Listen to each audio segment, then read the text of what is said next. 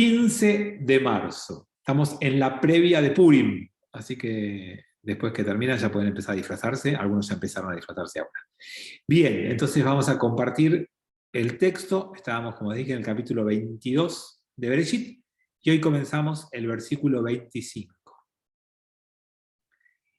Si prendar es la vestimenta de tu prójimo, antes de la puesta del sol, habrás de devolvérsela. Ya que ella sola es su cobertura, esperen que tengo gente para admitir, ya que ella sola es su cobertura, ella es su ropa para su piel. ¿En qué habrá de dormir? Y ocurrirá que cuando clame a mí, yo escucharé, ya que compasivo soy yo. Bien, seguimos en la lógica de los préstamos. Y seguimos en la lógica que venimos transmitiendo ya varios encuentros, varios años, sobre una temática que es: la Torá se ocupa del débil. A la Torá le preocupa que el poderoso use su poder para aprovecharse del débil. Si tenían alguna duda de que esto pasó siempre, no la tengan, esto pasó siempre, sigue pasando al día de hoy, y lo más difícil es lograr construir sociedades justas en donde los que tienen la posibilidad de usar su poder para sacar alguna ventaja o usar su poder para aprovecharse de los débiles, no lo hagan. Y muchas de las leyes de la Torá están en ese sentido. Cuando la Torá dice prohibido prestarle al otro con interés, no está pensando una ley económica, está pensando una ley social, una ley para el cuidado del que necesita el préstamo. Entonces, como sabemos que en los préstamos a veces hay que dejar garantías, los préstamos pequeños tenían como garantías la ropa de la gente. Porque la gente pobre, ¿qué tenía para dejar garantía? No tenía propiedades, no tenía bienes importantes.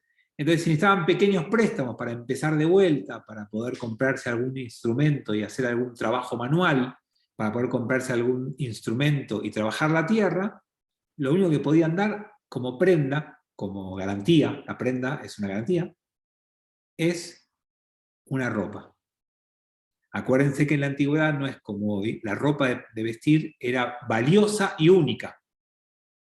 Vos hoy vas al guardarropas de alguno de los que están acá en estas pantallas que yo conozco, y vas a encontrar un montón de camisas, incluso ordenadas por color, algunos ya se ríen porque piensan que hablo de él. Entonces, en la antigüedad no había varios atuendos, varias formas de vestirse. La gente tenía una. Si ustedes recuerdan, Yosef fue premiado por el padre con algo único, fuera de lo común, es que le regaló una prenda de vestir adicional de colores. Eso fue un regalo de un padre a su hijo predilecto. Y de un padre millonario. Acuérdense que Jacob, cuando logró irse de la casa del suegro, se transformó en una persona rica. Entonces, si las prendas de vestir eran escasas y valiosas, podía ocurrir que alguien que no tenía herramientas de trabajo y que había empobrecido, pida un préstamo para poder volver a trabajar, y frente al préstamo le digan: bueno, déjame una garantía, déjame una prenda, algo en prenda, y la gente dejará su ropa. Entonces la Torá nos aclara: nunca podés tomar la única prenda de vestir del que te viene a pedir un préstamo. No podés pensar en dejar a alguien desnudo, desprotegido, para vos estar tranquilo que te van a devolver la plata. Y este concepto hay que usarlo más allá de lo literal, como la mayoría de la Torá. Porque es verdad que no debiéramos tomarle la ropa a nadie y dejarlo expuesto, sino que nunca debiéramos dejar a nadie desnudo frente a los demás, contando cosas que no debiéramos contar, hablando de otros cosas que no debiéramos hablar, exponiendo a otros a una mirada y una vergüenza ajena. Y esto, amigos, es válido para las relaciones sociales, pero también para las relaciones familiares, para las relaciones más íntimas, más chiquitas. A veces sin querer, los padres humillamos a nuestros hijos o a nuestros cónyuges, hombres o mujeres, cada uno. ¿Por qué? Porque no nos animamos a decirle algo de frente, y entonces usamos la presencia de otros para decirle lo que nos animamos a decir de frente.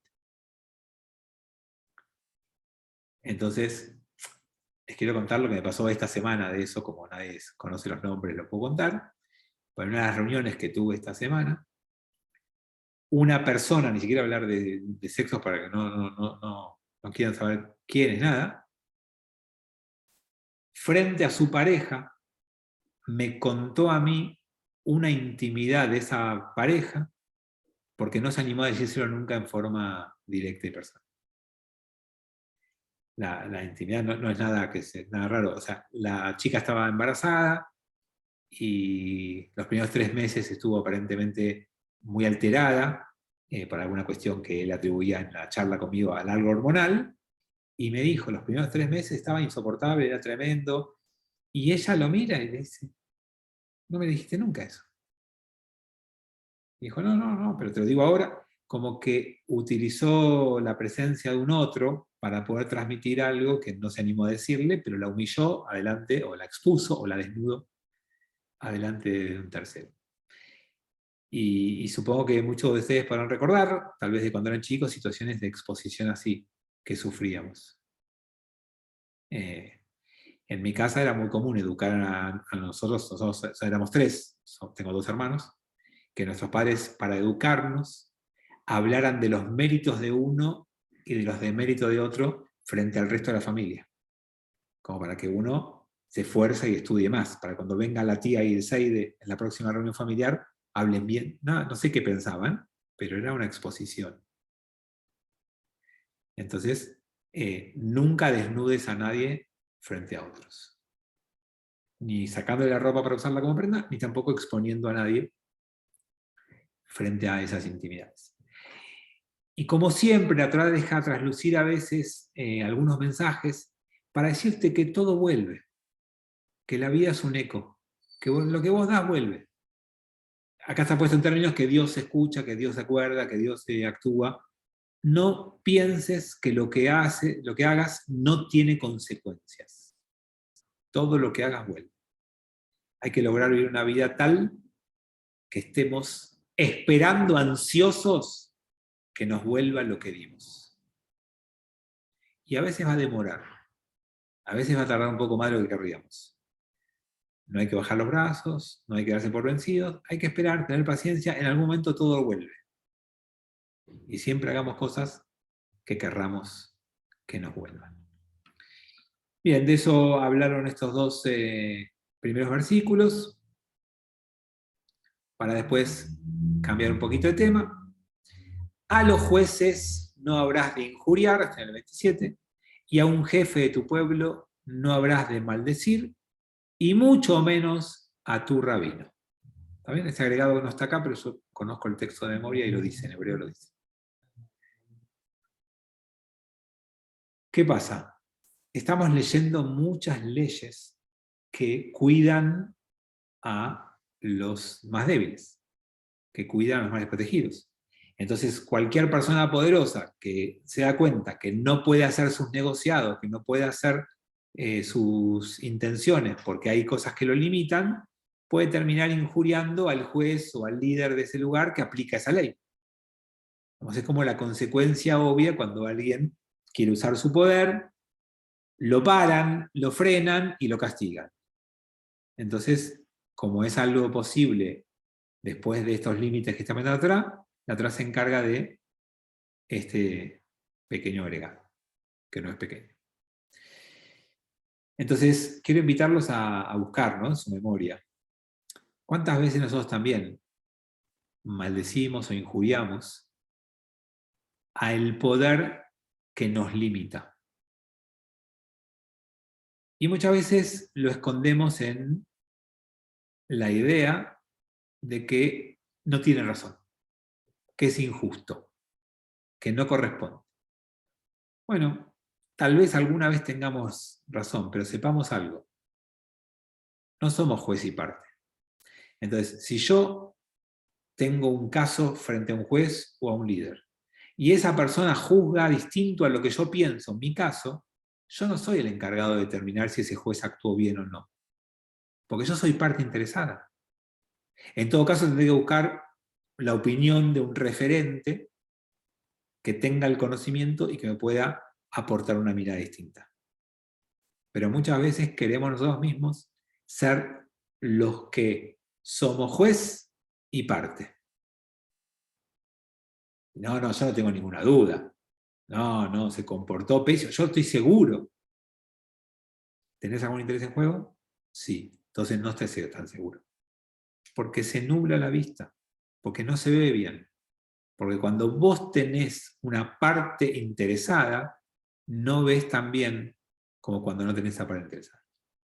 Así que hay que tener siempre ese cuidado y nunca caer en la facilidad de maldecir a quienes están ocupando esos lugares. Acá me tiene que agregar los gobiernos de turno, ¿sí? La gente que conduce un lugar o la gente que juzga en esos lugares, los poderes políticos y judiciales son muchas veces sujetos de maldición. Y yo lo dije en chiste, pero con el rabino pasa lo mismo. El rabino tiene un lugar de decisión, de autoridad, y entonces hay mucha gente que la cuestiona. A veces con razón y a veces sin razón. Y entonces quiero decirles una frase que alguna vez leí y que la tengo como medio de cabecera, que me gusta, y que dice: el rabino que se pelea con toda su comunidad no sirve como rabino. Pero el rabino que nunca discute con nadie de su comunidad tampoco. Quienes ocupamos algún tipo de lugar de toma de decisión y de liderazgo, si siempre le damos la razón a todo el mundo y todo lo que decís está bien y tenés razón y sí es correcto y a todos está bien, algo no funciona. Pero si te la pasás peleando con todo el mundo, tampoco. Así que hay que elegir qué batallas uno da y tener en claro que uno no tiene que abusar de su lugar y tampoco no ejercerlo. Ninguna de las dos cosas. Bien, 28. Las primicias de tu cosecha y de tu aceite no habrás de retrasar. Al primogénito de tus hijos habrás de darme. Y acá habla de las ofrendas. Y en la Torá, lo primero que obtenés siempre es para compartir, para dar. Para vos, tenés que tomarte tu tiempo para lograr. Entonces, cuando vos tenés una cosecha o un primer animal, no podés disfrutarlo vos. Son ofrendas. Tenés que aprender a darlos. Y pasaba lo mismo en la Torá con los hijos. ¿Se acuerdan que lo estudiamos el año pasado? Simplemente para recordar a los que no estaban el año pasado o no vimos ese encuentro, igual lo vimos muchas veces. Hay una ley que se llama, una costumbre que se llama Pidión Aben. Nuestro primer hijo hubiera sido dado a Dios, para trabajar en el templo, no para matarlo.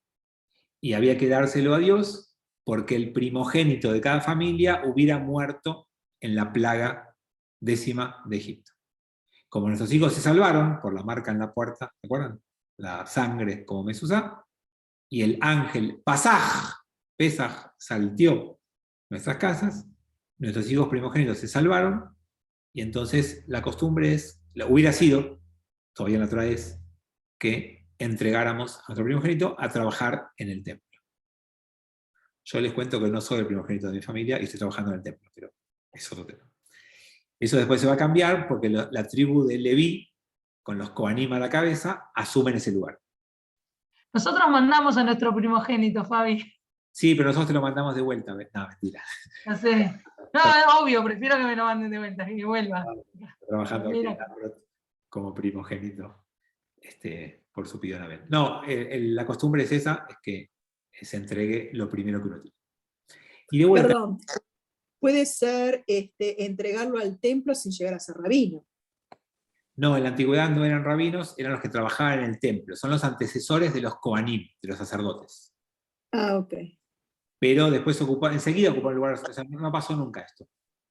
En el desierto mismo se va a cambiar esta ley, ya lo vamos a leer, y entonces pasan a ser los sacerdotes, los Kohanim, los de la tribu de Levi, los que ocupan ese lugar. Quiero decirles algo de lo que está atrás de esta ley, que es súper interesante para pensarnos, ¿no? ¿Alguno de ustedes, por casualidad, no creo, pero alguno de ustedes es un poquito ansioso? Bueno, esta es una ley en contra de esa ansiedad.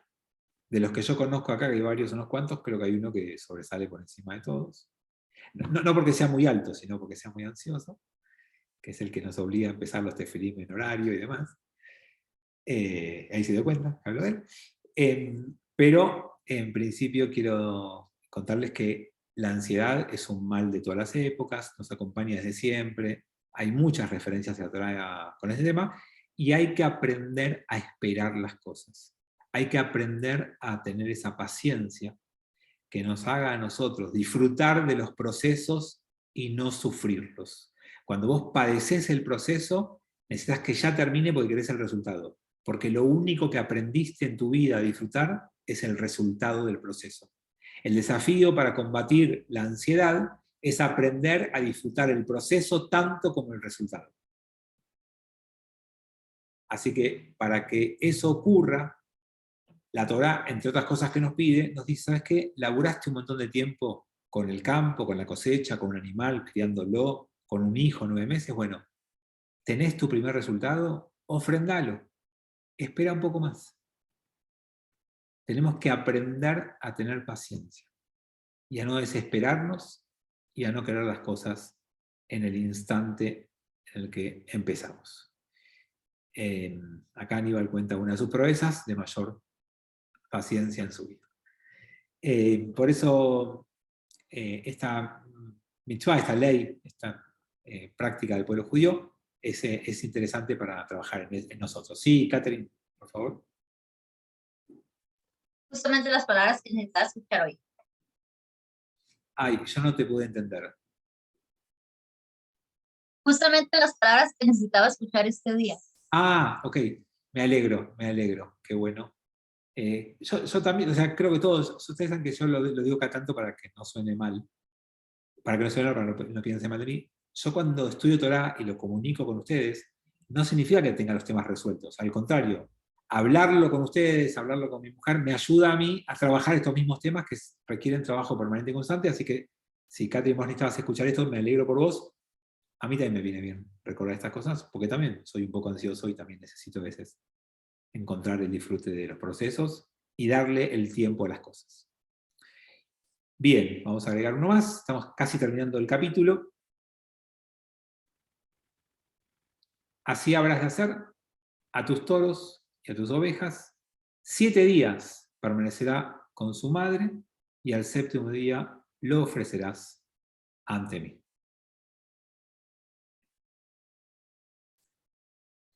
Esto muestra lo que creo que hablamos la semana pasada ya, que tiene que ver con la diferencia, o una de las diferencias más importantes entre los animales y las personas.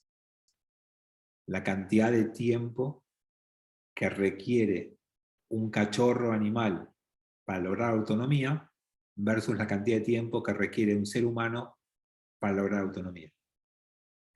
No me acuerdo si lo hablamos en el curso del martes o el jueves, me parece que del jueves, creo que acá no.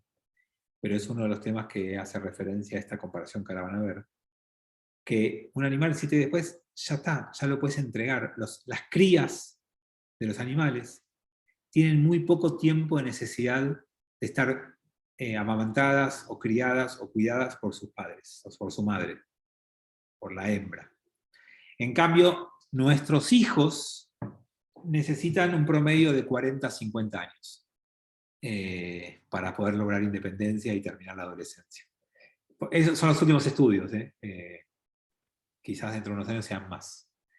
En nuestra época, la autonomía se conseguía mucho antes, no sé si lo recuerdan. Pero muchos de nosotros tuvimos que tener autonomía de muy jovencitos. Hoy los tiempos fueron cambiando, y bueno, hay que tener paciencia, tener a los chicos en casa mucho más tiempo, o ayudarlos mucho más tiempo, o acompañarlos mucho más tiempo, y en algún momento lograrán esa independencia. Yo siempre dije que quería vivir de mis padres hasta que mis hijas me puedan mantener, pero nunca lo pude lograr. Bueno, los animales rápidamente son entregados, 30, y hombres consagrados habréis de ser para mí, y carne devorada en el campo no habréis de comer, a los perros habréis de arrojarla. Y para ver un poquito este último versículo, vamos a recurrir un poquito al hebreo para una pequeña, un pequeño recordatorio de lo que habitualmente estudiamos en este ámbito. No, me equivoqué, no toqué bien. Ahora sí. Es un poquito lento el pasaje ahí está. Tenemos el hebreo, el último versículo, dice... no me deja verlo. Uy. ¿Algunos de ustedes lo ven o lo ven, no?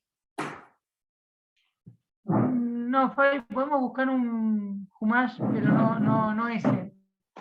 A ver, tenemos el hebreo. Si querés. Dale. ¿No puedes agrandar la imagen?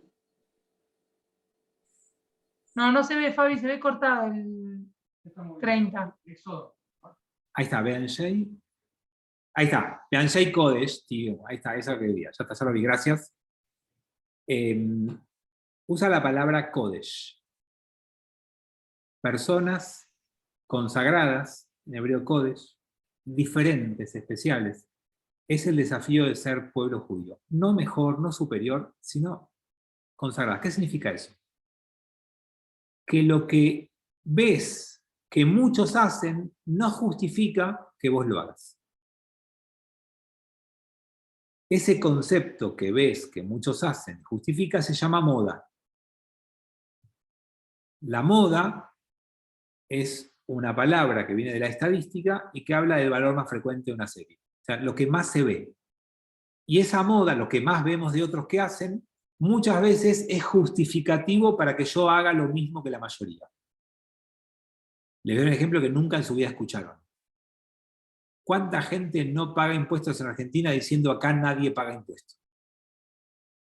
Eso es asumir una práctica porque ves que la mayoría de la gente donde vos vivís lo hace.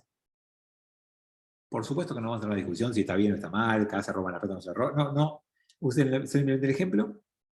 El término consagrados, Kedoshim, Kadosh, que nos pide atrás que seamos, está diciendo, no importa si la mayoría hace algo. Eso no te justifica a vos que lo puedas hacer. Esa es la consagración que pide la Torá. Que tu comportamiento no se guíe por la práctica de la mayoría. Y en ese sentido, es un desafío permanente poder tener una vida tal que podamos sostener y defender por principios y no por imitación. Entonces, ¿qué dice el texto? Para ser así, carne devorada en el campo no habréis de comer, a los perros se habréis de arrojar.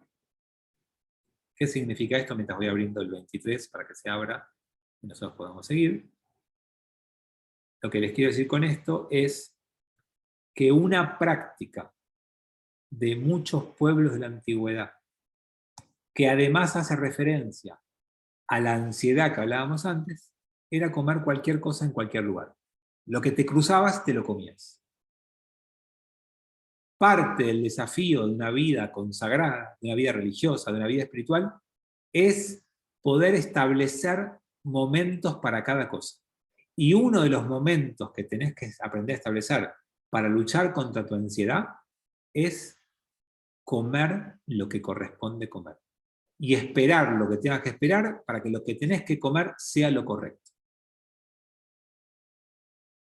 No podés comer cualquier cosa en cualquier lugar, en cualquier momento.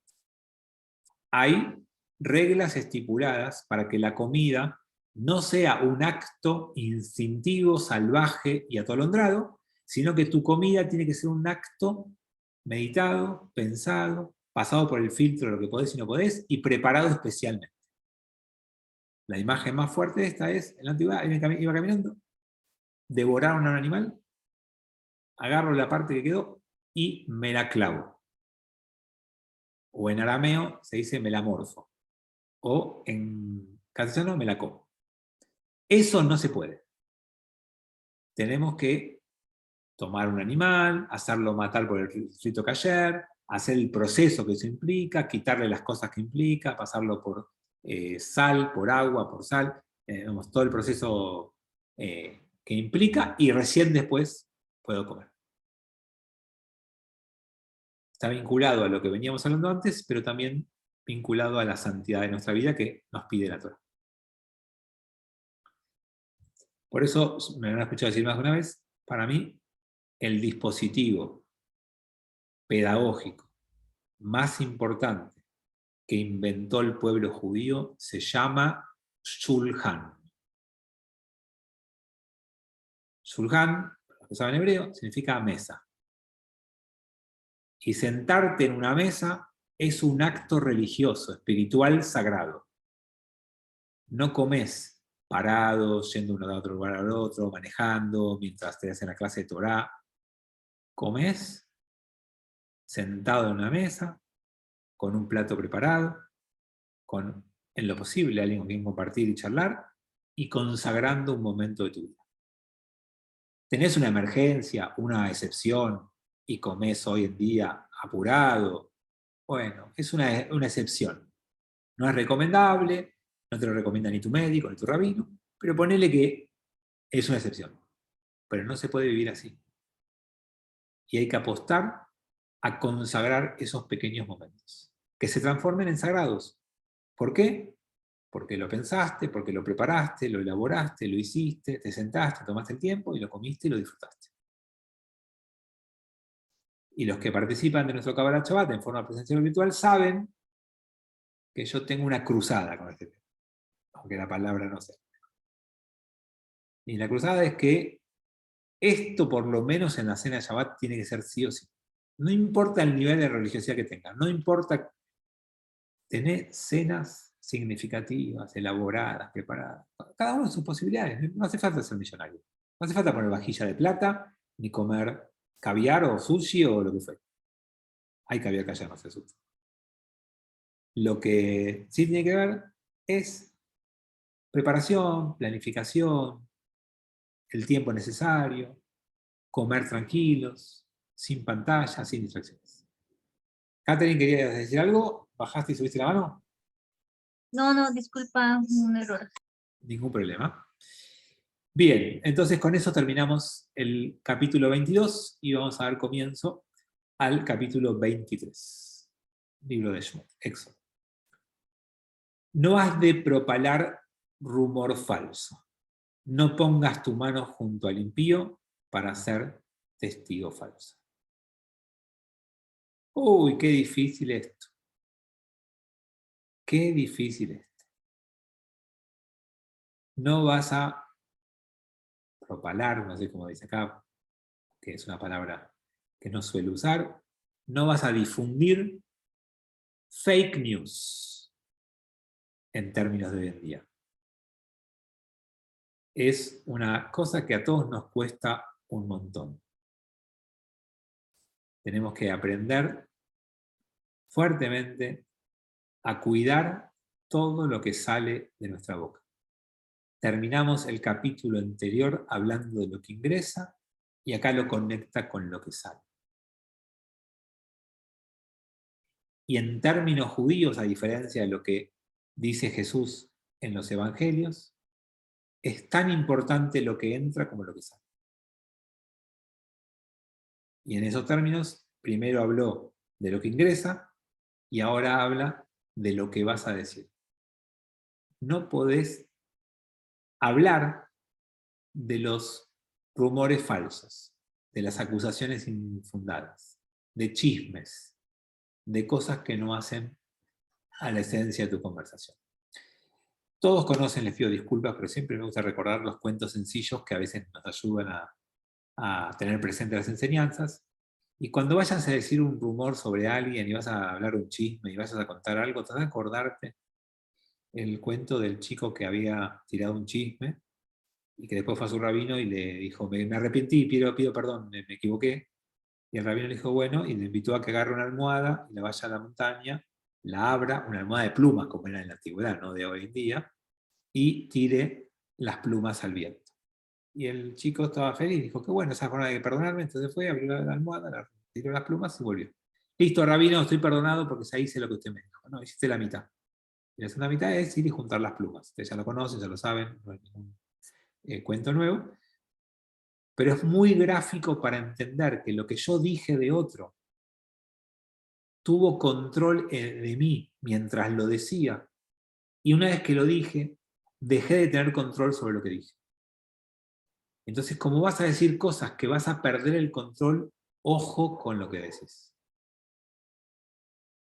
Cada vez que digas algo, acordate que de lo que decís perdiste el control. ¿Vieron cuando uno dice uno es dueño de sus silencios y esclavo de sus palabras? ¿No? Lo que decimos ya está, ya es algo que no podemos manejar y que ya está. Y por supuesto que hay un mecanismo judío para repararlo, pero no es completo y es el pedido de disculpas frente a toda la gente que te escuchó a vos decir eso. Pero como hay otros que van a continuar repitiendo, eso es lo que hace casi imposible reparar realmente eso. Acá dice Silvia con mucha verdad, que después encima cada uno le agrega algo, ¿no? Cada uno lo va agrandando y eso va empeorando. Alguna vez escuché o leí una explicación de por qué pasa eso. No sé si las conté, pero se las cuento, me interesó mucho.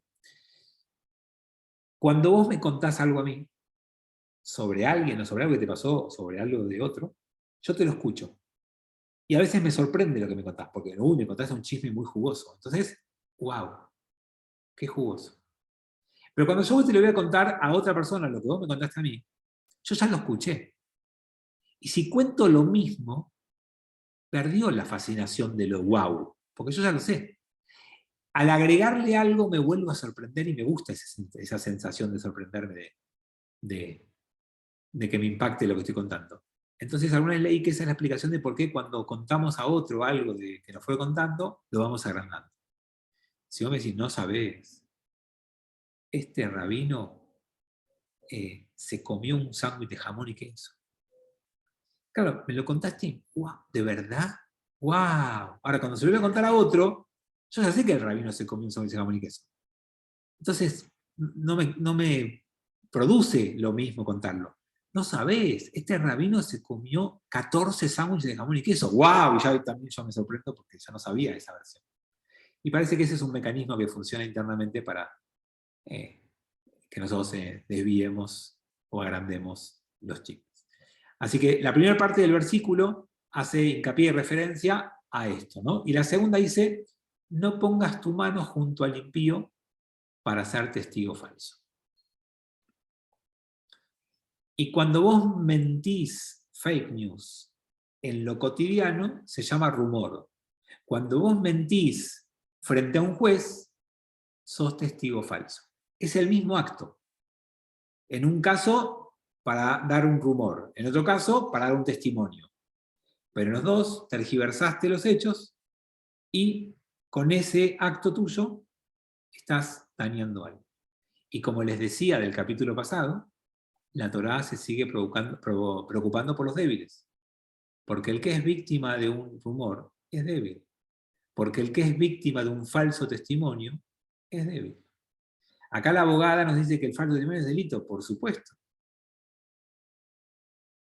Y en términos de la Torá, hablar mentiras de otro también lo es, en términos de mitzvot. Yo sé que en nuestra vida cotidiana hoy en día, parecería que si yo transmito una fake news, no estoy haciendo nada tan malo. Es una picardía o un descuido. En términos de Torá, es una transgresión. Y entonces también tiene importancia, más allá de que no tenga la misma categoría que lo que se llama falso testimonio en términos legales. Bien. 2. No estés en pos de los numerosos para corromper, ni prestes falso testimonio en pleito para desviar. En pos de los numerosos se habrá de propender.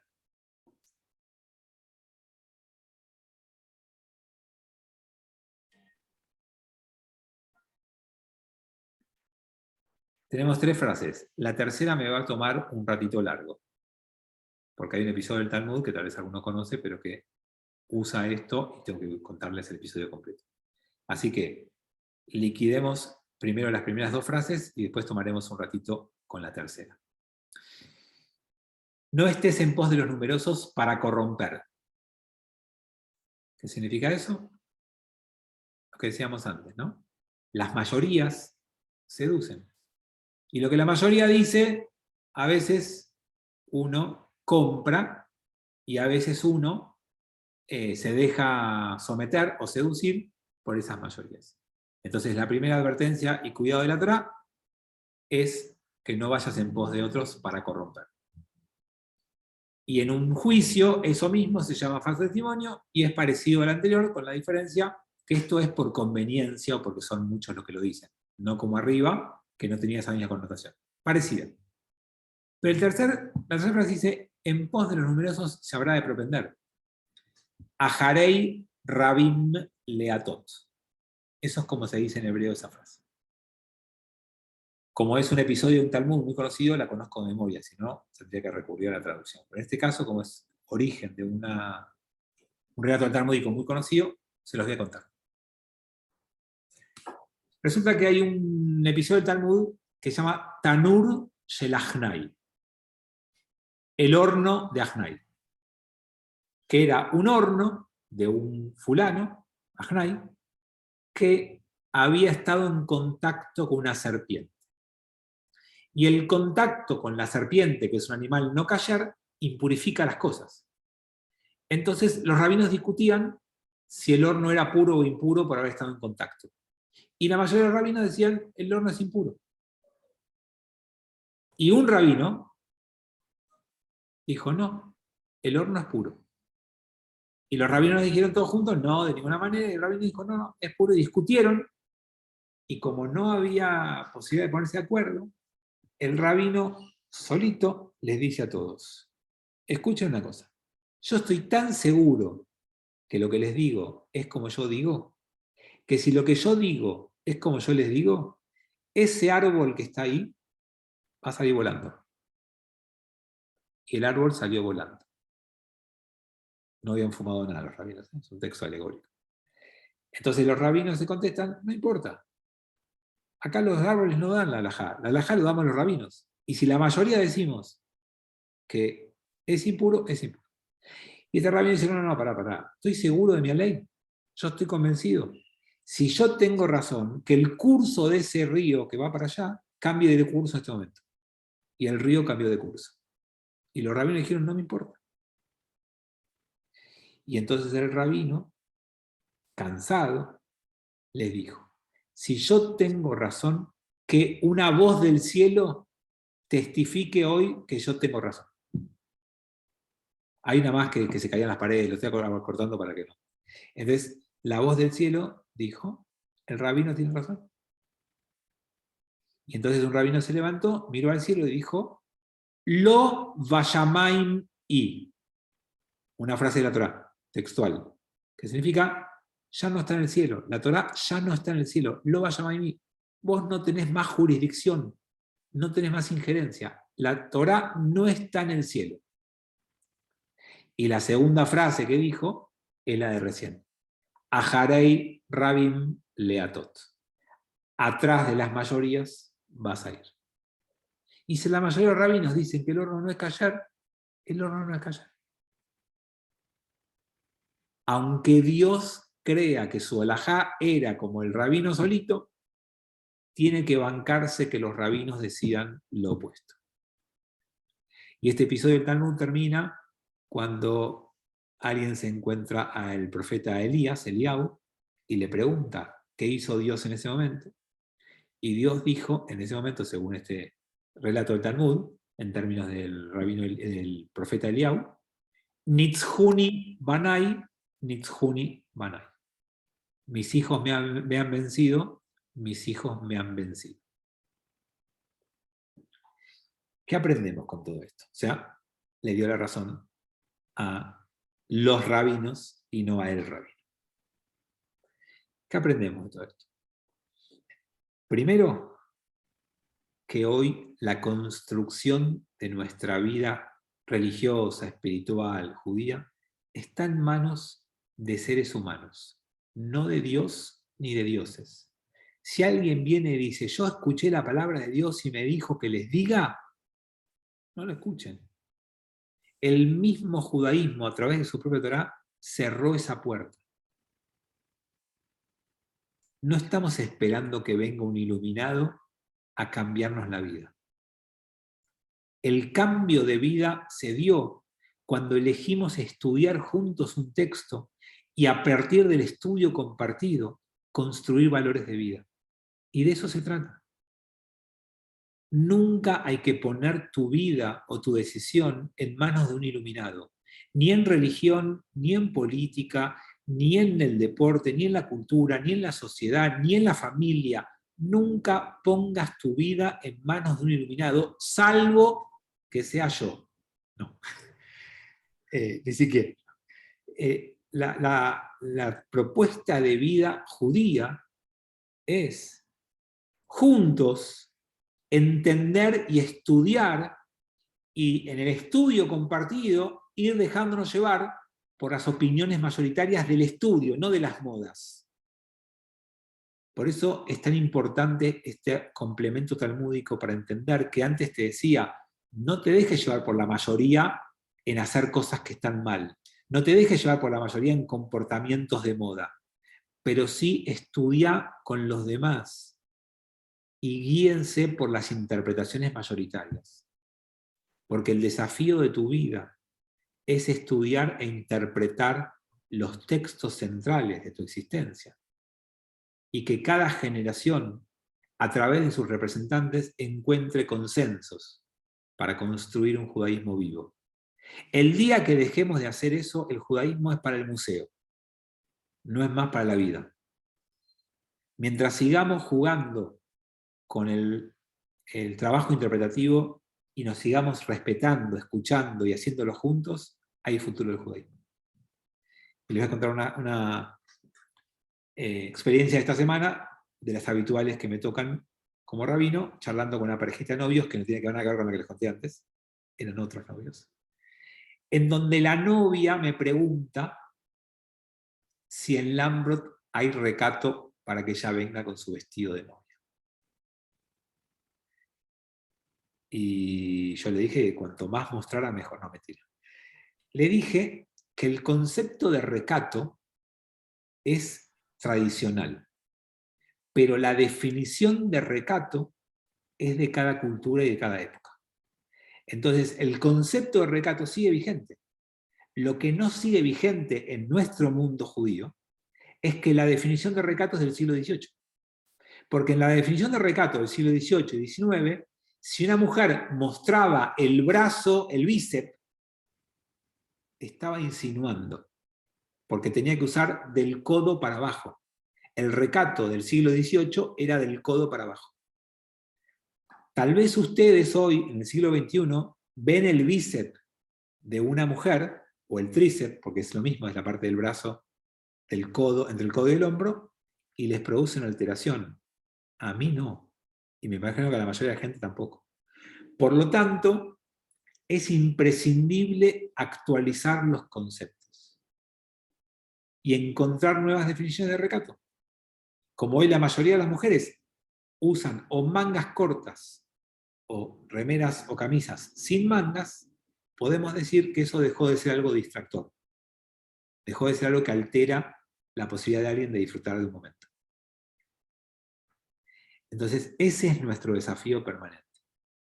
Entre varios, estudiar, consensuar y mantener viva una dinámica de funcionamiento. Y no dejarle esa tarea nunca a una sola persona. Y mucho menos al que pretende estar iluminado para esa tarea. A ver, ¿tenemos algún chat? ¿Cuándo se cocina algo no kasher en un horno, deja de ser kasher? Eva, cuando vos usás tu horno con algo no kasher, para poder cocinar lo kasher tenés que kasherizar el horno. Y hay cosas que se pueden kasherizar y cosas que no. Depende del material con el que está construido, hay cosas que son kasherizables y cosas que no. Entonces, en este caso discutían si había que destruir ese horno, si era cayerizable o no, y demás. Pero hoy en día, la mayoría de los hornos son cayerizables. Lo importante es que si vos cocinas algo no cayer en un horno cayer, después tengas que cayerizar. Tomás pregunta, ¿en alguna medida esta explicación no impide la llegada del Mashiach, o que no sea reconocido como tal? Por supuesto que no, porque según esta mirada, el Mashiach no es alguien que va a llegar como un iluminado, sino que es alguien que vamos a traer todos cuando nuestra convivencia sea tal que él pueda venir. Y eso lo vamos a lograr de esa forma, estudiando juntos, compartiendo juntos y logrando construcciones colectivas que nos hagan a cada uno de nosotros personas sabias, porque aprendemos de los demás, personas inteligentes, porque adaptamos las cosas a los nuevos tiempos, y personas abiertas, porque aprendemos a escuchar ideas distintas a nuestras. Y eso es parte de la construcción que comunidades como la nuestra buscamos. No todos lo buscan, nosotros sí.